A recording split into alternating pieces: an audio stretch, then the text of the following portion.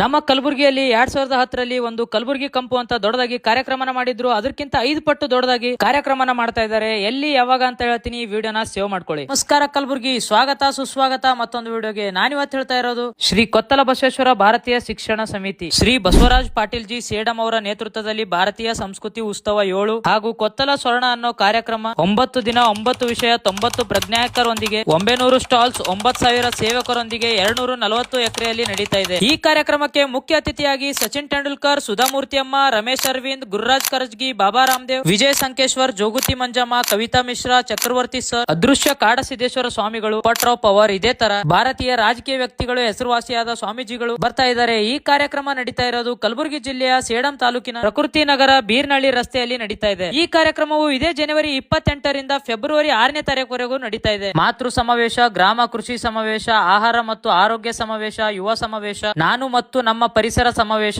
ದೇಶ ಧರ್ಮ ಸಂಸ್ಕೃತಿ ಸಮಾವೇಶ, ಇದೇ ತರ 9 ದಿನ 9 ವಿಶೇಷ ಕಾರ್ಯಕ್ರಮ ನಡೆಯಲಿದೆ. ಈ ಕಾರ್ಯಕ್ರಮಕ್ಕೆ ನಿಮ್ಮೆಲ್ಲರಿಗೂ ಸ್ವಾಗತ ಸುಸ್ವಾಗತ.